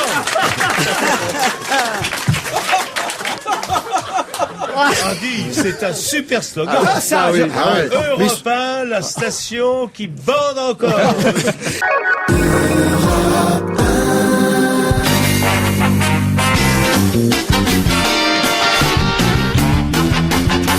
Isabelle Motro, Philippe Alfonsi, Gérard Miller, Raphaël Mesrahi, Pierre Bénichou, Claude Sarraud dans cette émission où on rend hommage depuis 16h à Jacques Martin en diffusant les meilleurs extraits de sa participation à cette émission. On a eu cette chance, c'était ses dernières interventions à la radio. Serge Liado, en chanson, vous avez décidé vous aussi de lui rendre hommage? Oui, oui, grâce à vous, j'ai côtoyé Jacques Martin puisque j'avais écrit des parodies dans l'émission Ainsi font.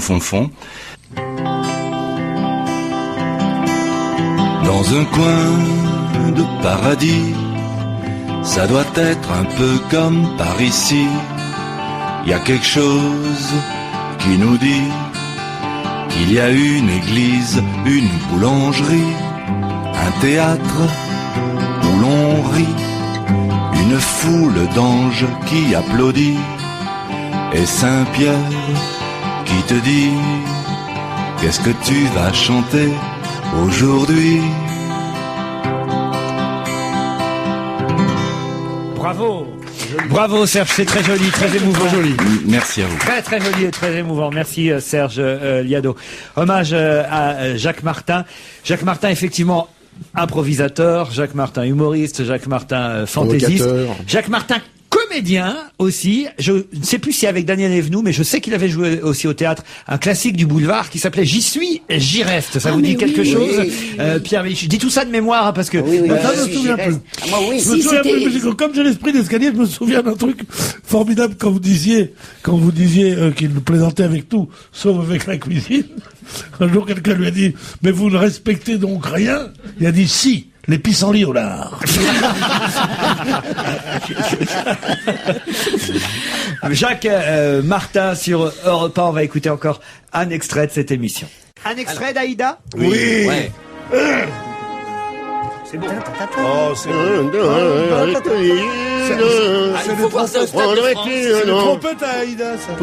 Tiens, là, c'est là où entre les cyclistes. Il faut voir ça au Stade de France, commenté par Thierry Roland. Ah oui. Et voici les trompettes.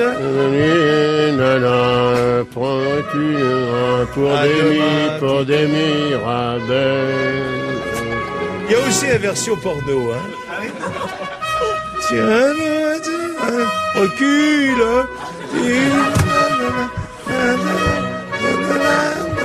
Mime.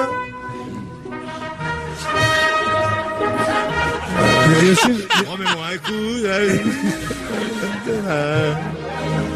Prends-la au fantôme du t'as vu la mer. Je m'éclate un peu, tripote-moi le c'est magnifique. Jacques Martin, c'était sur Europe 1 en 2001 et au téléphone, c'était prévu aujourd'hui parce qu'on voulait faire et donner un petit coup de pouce à un imitateur qui se produit au théâtre de 10h, Dany Moreau. Bonjour Dany Moreau. Bonjour. Et ça tombe bien parce que depuis 16h, je n'arrête pas de rappeler que Jacques Martin a été un des premiers imitateurs dans les cabarets, Aznavour, Macias, Bernard Lavillier, curieusement. Il se moquait beaucoup de Bernard Lavillier, il imitait Lavillier en faisant le chanteur de gauche. Vous voyez, je vais à l'usine. Enfin, c'était à mourir. Il le détestait, je oui, crois, c'était non à mourir. Il détestait, oui, ça, il le détestait. Et beaucoup d'autres. Ça a été un des premiers comme ça à imiter. Il y a eu Jean Valton avant et beaucoup d'autres, Jean Raymond, mais Martin a été un de ces imitateurs de cabaret avant le Luron. Et Dany Moreau, vous êtes dans cette lignée-là. Est-ce que vous l'imitiez sur scène, Jacques Martin? Il a été parfaitement. Il a été dans mes premiers spectacles. Il est parti du théâtre de l'Empire au théâtre des Soupirs. Hein. Juste comme ça, quelques voix qui pourraient rendre hommage à Jacques Martin. Qu'est-ce que Fabrice Lucchini dirait de Jacques Martin? Vous savez, Laurent Ruquier, Jacques Martin, c'est énorme. C'est à la fois une complexité du personnage, puisqu'il est à la fois chanteur d'opérette, imitateur, présentateur, un multicarte, un homme énorme, et puis il part malheureusement, il va nous manquer énormément. Alors je vais peut-être lire, ça sera un nouveau thème de spectacle, lire du Jacques Martin sur scène, ça serait énorme. Benoît Poelvoort, même en Belgique, on connaissait Jacques Martin. Mais tu sais, gamin,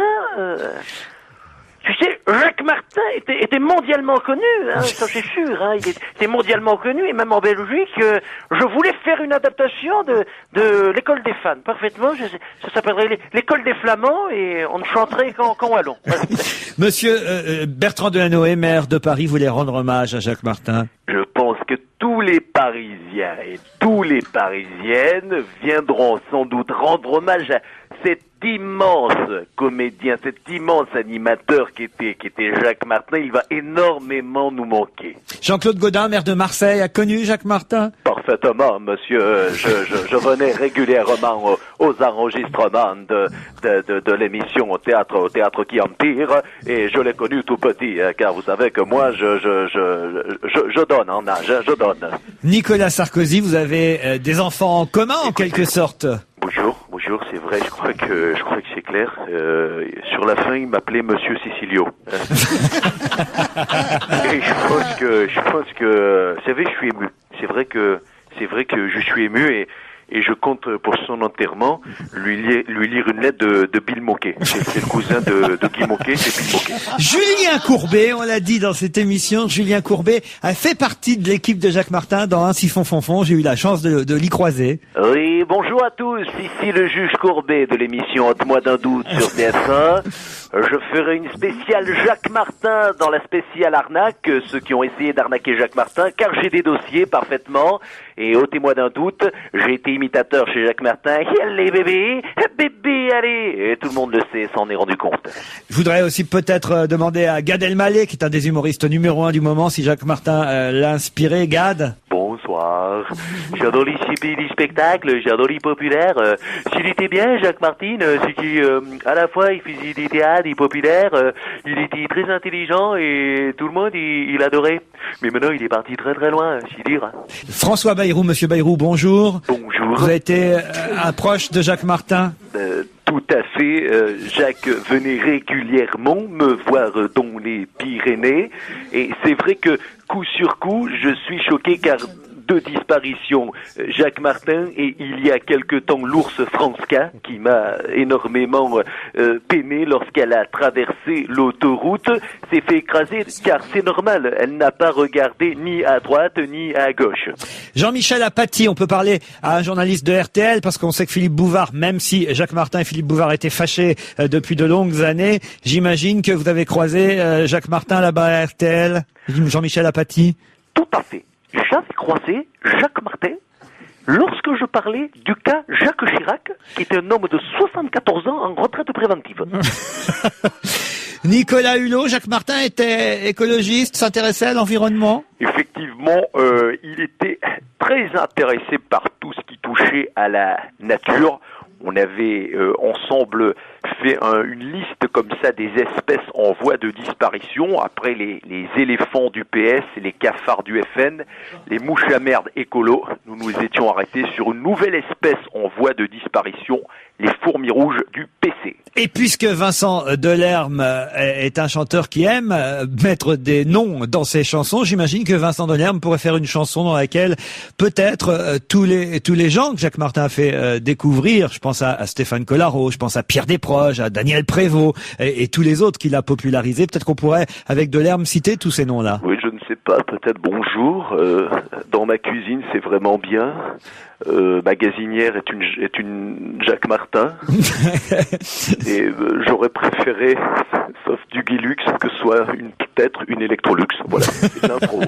C'est de l'impro, mais c'est très bien. Bravo à Dany Moreau, au théâtre de 10h à 22h jusqu'au 22 septembre, un imitateur comme l'était Jacques Martin. C'était une façon de lui rendre hommage, parce que de toute façon, tous ceux qui vont venir au micro donner leurs sentiments aujourd'hui vont être nombreux et venir de tous les horizons, parce que Martin, pendant des années, a croisé tous les politiques, tous les artistes, et ils ont été nombreux à venir sur ces plateaux, parce que, je le disais chez Morandini ce matin, Martin avait ce talent de pouvoir faire une émission populaire et de variété tous les dimanches, où il y avait aussi bien des jeunes rappeurs, des chanteurs de variété que des chanteurs d'opéra et des grands orchestres classiques. C'est un des rares qui pouvait réussir à réunir tous ces gens-là, parce qu'il aimait à la fois la variété et à la fois la musique classique. C'était de la vraie variété, du vrai divertissement, et c'était l'honneur du service public que d'avoir une émission comme celle-là.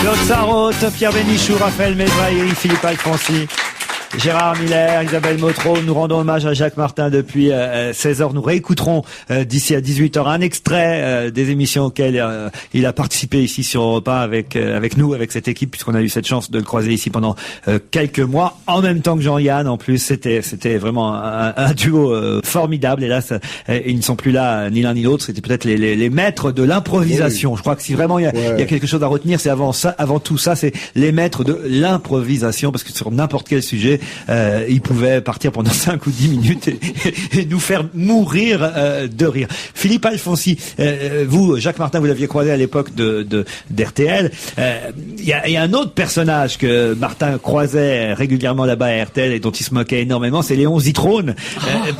On a oublié évidemment Léon Zitrone, mais Jacques l'imitait aussi Zitrone. À la perfection. À la perfection.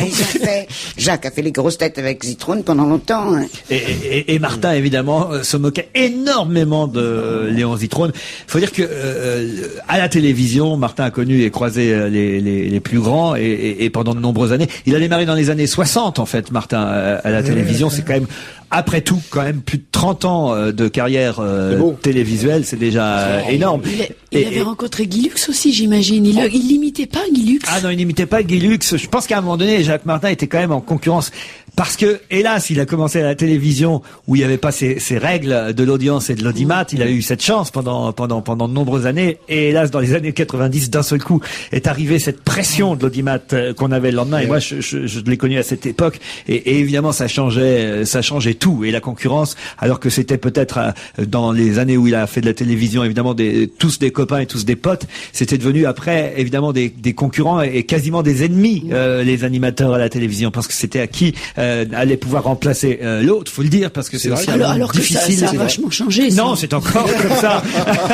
C'est encore comme ça, mais pour lui, ça a été évidemment un choc et une fracture terrible, parce qu'évidemment, il a connu les deux époques. Est-ce que je peux quand même vous poser une question, notamment à ceux qui l'ont mieux connu que moi, ce qui n'était pas très difficile. Comment se fait-il qu'à l'époque où il était au sommet de sa popularité avec ses dimanches, qui étaient quand même des émissions relativement consensuelles par rapport à la première période, il avait besoin d'aller aux grosses têtes pour se déchaîner. Parce que moi, je me rappelle que le Jacques Martin des grosses têtes et le Jacques Martin du dimanche, c'était deux personnages totalement différents. Et pourquoi est-ce qu'il a quand même tenu absolument si longtemps ce navire du dimanche après-midi, qui finalement lui a fait perdre un petit peu auprès des plus jeunes générations de son aura? Ça, je me suis toujours demandé, je pense que c'est parce que comme il n'était pas psychanalyste et qu'il gagnait pas de l'argent ailleurs, c'était là où il gagnait son chèque.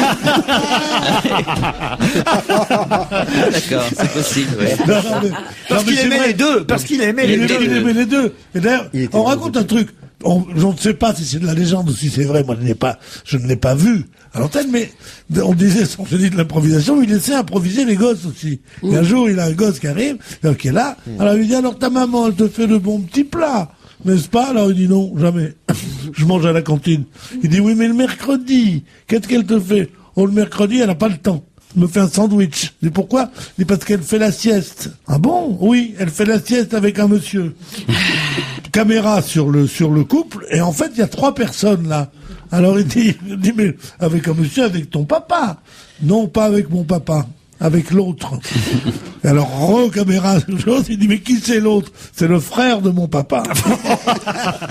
Alors ça, c'est une anecdote. J'ai posé la question à Jacques Martin. Il paraît que c'est une légende, que ça n'a jamais existé vraiment. En tout cas, on n'a jamais retrouvé les images de ce passage. Ça fait partie de la légende. Mais après tout, Jacques Martin était une légende à lui tout seul.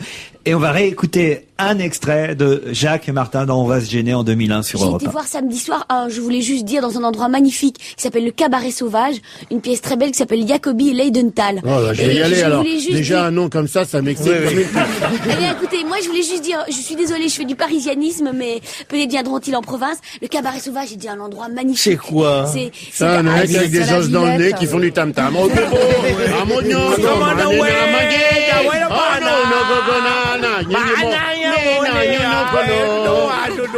et maintenant, il faut bouger de nuit, il se passe Jean-Yann va vous danser la danse du plaisir qu'on danse avant le lutte. Alors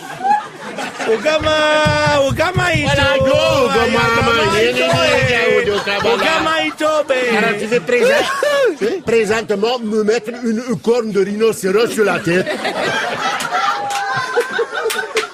Et voici Après l'amour, qui est très différent.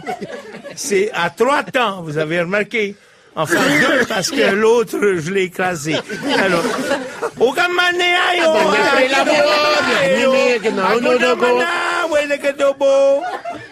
ah ouais, Cabaret Sauvage, il faut pas se gourer, hein. Qui c'est? Comment ça se passe? On arrive par les arbres, hein. Mais Maureen. Jacques Martin sur Europe 1, c'était pas seulement dans On va se gêner, parce que c'est vrai qu'il a fait toutes les radios, Jacques, sur RTL, et sur Europe, il a été aussi animateur d'émissions. Moi, je me souviens, entre 11h et 13h, je crois, à l'époque, d'une émission où il offrait des tas de cadeaux aux auditeurs d'Europe 1, ça s'appelait La Vie en Or, et ça a été un animateur radio, tout simplement. Absolument, aussi. Oui. Et il faut pas l'oublier. Et son rêve, ça aurait été de participer, mais il était trop jeune, à signer Furax sur Europe 1, qui a été la Bible audio pas visuel de toute une génération dans la mienne. Et c'était absolument avec Francis Blanche, qui seraient devenus eux aussi et Pierre Dac d'énormes vedettes, mais ils n'avaient pas la télévision eux. Tandis que Jacques Martin est passé directement de la radio à la télévision, et c'est pour ça que sa gloire a augmenté. Comme ça, les autres humoristes n'avaient pas ça. Un de ses grands regrets aussi, on l'a dit, c'est le théâtre, parce qu'il voulait être comédien et surtout écrire pour le théâtre. Peut-être un de ses plus mauvais souvenirs, c'est cette pièce de théâtre. Je ne sais plus le titre. Je crois que c'était La Lune entre les dents, il me semble, qui était, je crois, sur la psychanalyse d'ailleurs. Et cette pièce avait été affichée dans tout Paris sur les colonnes Maurice. On annonçait Jacques Martin au théâtre, et hélas, il a renoncé. jouer par peur, par angoisse.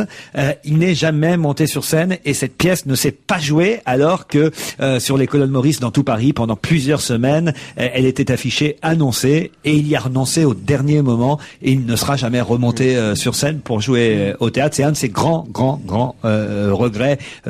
Voilà, comme souvent d'ailleurs les artistes, on a envie de tout faire, mais hélas on ne peut pas tout faire. Claude. Il a fait aussi des choses extraordinaires parce qu'il me l'a raconté lui-même. Il écrivait des sketchs pour Fernand Reynaud. C'est inimaginable. Fernand Reynaud qui était une énorme vedette. Pour Fernand Reynaud, il a écrit cette chanson. Et Vlan, passe-moi l'éponge. Et Vlan, fais-moi cousi.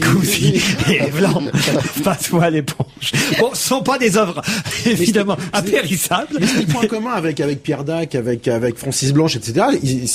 Et Jean-Yann, c'était des vrais auteurs de textes. Et ils ont fait des chansons magnifiques, tous ces gens-là. Ouais, c'est vrai. On va écouter Jacques Martin, chanteur, puisqu'il aimait chanter. Il s'en privait pas le dimanche parfois. Évidemment, ça devenait même un peu agaçant et un peu lassant. Disons-le clairement, on en avait même parfois un peu marre. Mais quand même, c'était un bon chanteur. Écoutons-le interpréter Clémentine.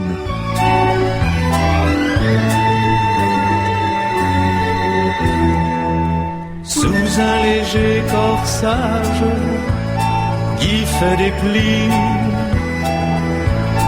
de petits seins bien sages, comme c'est joli.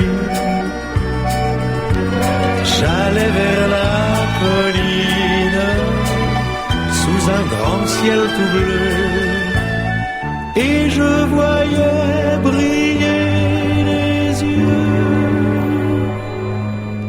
de Clémentine, de Clémentine. Elle descendait sur le chemin, disait bonjour avec sa main. J'avais 16 ans, comme elle, je la trouvais si belle que je n'osais pas lui parler. Et sur le bord de la rivière, je la regardais s'en aller, ses cheveux blonds comme une crinière, et son jupon flottant si haut qu'on voyait ses jarretières. Elle a trébuché sur une pierre, elle est tombée dans l'eau. Un peu, beaucoup et même à la folie.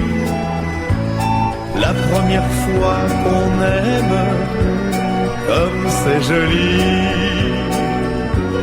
J'allais vers la colline, sous un grand ciel tout bleu, et je voyais briller les yeux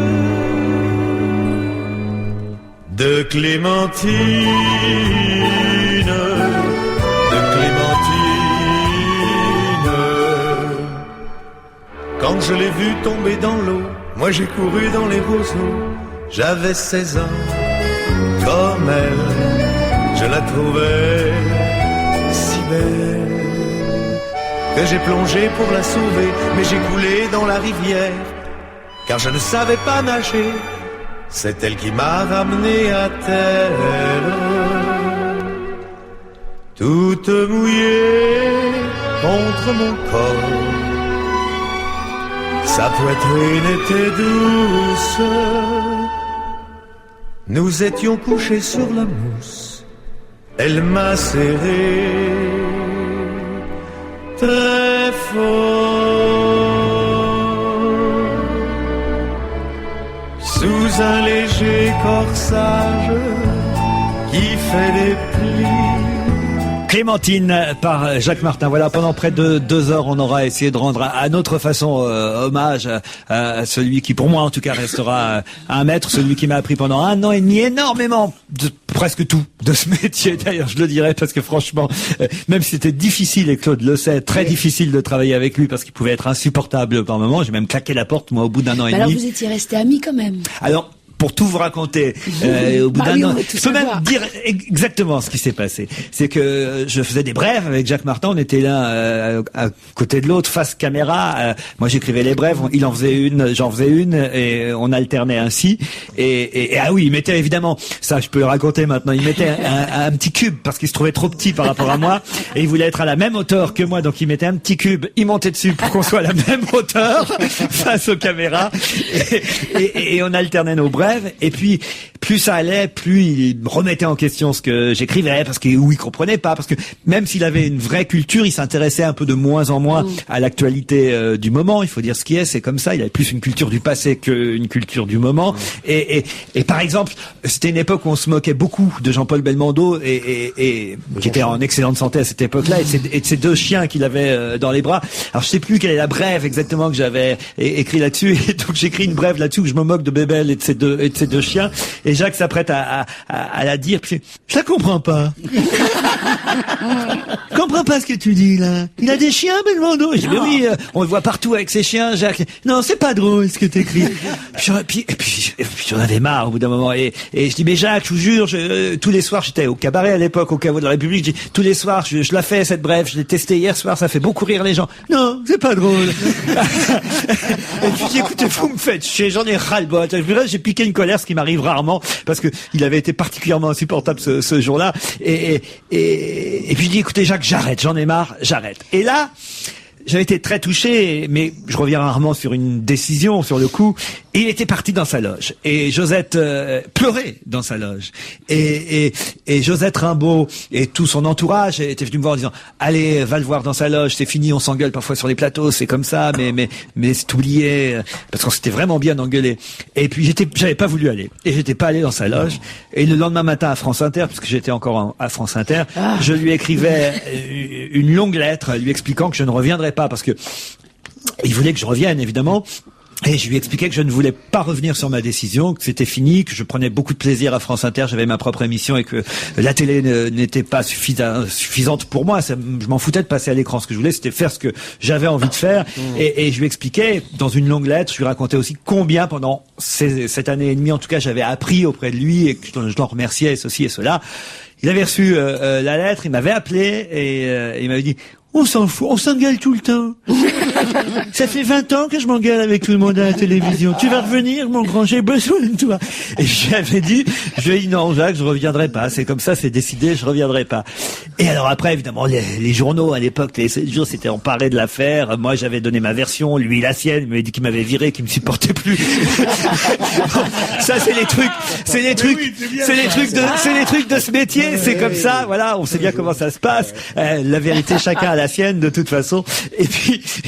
Et puis voilà, 1 ou 2 ans après, on s'est rappelé, on s'est revu. Et puis voilà, j'ai eu cette chance au moins qu'on se soit réconciliés et qu'il soit venu ici sur Europe 1 faire des émissions et qu'il soit venu aussi. Et ce soir, on n'a pas tout dit puisque c'est le titre maintenant de cette putain de nouvelle émission. Ce soir, on n'a pas tout dit. Entre 19h et 20h, puisqu'on a la chance d'être en direct, on rendra hommage aussi sur France 2 à Jacques Martin. Et peut-être on passera un extrait de Jacques qui aussi m'a fait cette chance et cet honneur de faire sa dernière télé chez nous. Au moment de la disparition de Jean-Yann, puisqu'il y en a bien un qui pouvait parler de Jean-Yann, c'était Jacques Martin, et il avait accepté de venir chez nous sur France 2, dans On a tout essayé, même le Prime, parler de Jacques Martin, parler difficilement, parce qu'il parlait déjà à ce moment-là très difficilement, il se déplaçait difficilement sur un studio, on avait été, heureusement c'était enregistré, obligé de couper le moment où il se déplaçait, mais il avait accepté de jouer un jeu des retrouvailles, genre il y a la vérité, il y a que la vérité qui compte, avec Daniel Evenou qui était derrière le rideau, et c'était vraiment très drôle.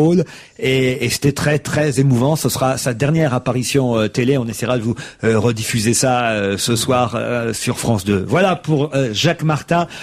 Comme chaque vendredi, on parle cinéma dans cette émission. On ne va pas déroger. On a fait une émission spéciale, mais on ne va pas déroger à cette règle. Et j'ai Monique Pantel pour terminer. Monique, bonjour. Bonjour. Alors, je vais pas vous demander. Je suis très malheureuse de la mort de Jacques Martin, que j'adorais. Vous aviez vu son film, vous, Na, le seul film qu'il ait tourné? Oui. C'était pas formidable. Non. Voilà. Alors on va passer aux films qui sont sortis mercredi. Eh ben justement, il y en a un très bon que Jacques Martin aurait adoré parce qu'il aimait s'amuser, comme vous le savez. Hein. Ben, La vengeance dans la peau. La vengeance dans la peau. C'est pas C'est très le drôle. plaisir dans le cinéma. Mais c'est pas très drôle, la vengeance dans la peau. C'est pas très drôle, c'est très bon. Ah. C'est un film formidable. Je l'ai vu mercredi au cinéma en bas de chez moi. Tout le monde était... Il y avait plein de jeunes hommes, c'était pas des vieux comme d'habitude, le mercredi matin. Et il y avait moi qui me serrait les mains, je me serrais les doigts d'angoisse de voir ce Jason Bourne jouer merveilleusement par Matt Dillon, qui fuit ses ennemis, qui essaie de retrouver la mémoire qu'il a perdue. Et il la retrouve, toi, pour tenir le coup, je me serrais les C'est pas doigts. crédible, Monique, arrête. Et puis tout d'un coup, c'était la fin, et j'ai applaudi. Et un monsieur dans la rue me dit, Monique, c'est vous qui avez applaudi. Il a reconnu mon bravo. C'est pas beau? Vous êtes aussi enthousiaste que Monique Pantel, Isabelle Motro? Non, c'est très bien fait, c'est très brillant, mais franchement, c'est un film popcorn pour moi. Un film français, L'âge d'homme, maintenant ou jamais, avec Romain Duris et Ah, donc Aïssa ça- Maïga. Ça, c'est quelque chose, hein. Ah oui. C'est un grand moment. C'est Romain Duris qui a le malheur, le pauvre, d'avoir 30 ans. Il s'en aperçoit, et il ne le dit qu'au bout d'1h28. Il est nul. Nous, on le savait depuis le début. C'est lugubre, tout tombe à plat. Heureusement, de temps en temps, pour faire joli, apparaît, je sais plus qui, Léonard de Vinci. Bon, donc finalement, le meilleur film de la semaine, c'est La vengeance dans la peau avec Matt Damon. Évidemment. Mais il y a aussi La vérité ou presque, vous m'avez rien C'est dit. très mignon, oui, alors, mais quand non, même. vous m'avez interrompu. Sur- C'est sur- très mignon. C'est Ah. surtout, c'est la valse de l'amour à plusieurs temps. C'est dans la ville de Lyon, qui est d'ailleurs une très belle ville. C'est un film de Sam Carman avec Karine Viard, André Dussolier et François Cluzet, un beau casting. Et André Dussolier est génial. Bon. C'est un très joli film. La vérité C'est ou presque. plus qu'un joli film. Moi, je trouve qu'il y a vraiment plus de choses à dire. Et si j'étais pas complètement à faune, je le ferais. Mais on peut pas, il n'y a pas le temps, ma chérie. Non, mais je sais, mais c'est plus qu'un joli film et je trouve que la critique est Ah, moi, très je le sévère trouve avec ce très film joli. qui est vraiment très intéressant, très profond et avec un casting, tu l'as dit, formidable. On va donc retenir La vérité ou presque, le film de Sam Carman avec Karine Viard, André Dussolier et François Cluzet. La vengeance dans la peau, mais ça, ils n'ont pas besoin de nous pour avoir des spectateurs avec Matt Damon. Très vite, un dernier mot, mais très très vite, Monique. Si vous voulez me voir boire du vin blanc, regardez la 5 dimanche matin. Oh ça alors, il n'y a pas besoin de regarder la scène pour ça. Ça s'entend. Merci Monique. Et je voudrais qu'on termine cette émission pour rendre un tout dernier hommage à Maître Jacques, comme j'aimerais l'appeler avec vous, Raphaël Mézreil. On peut se lancer sur la pêche au moule. Ah oui, bien sûr. Ah, allez. À la pêche au moule, moule, moule. Je ne veux plus aller, maman. Les gens de la ville m'ont pris mon panier, maman. Les gens de la ville m'ont pris mon panier, maman. Au revoir, Jacques Martin.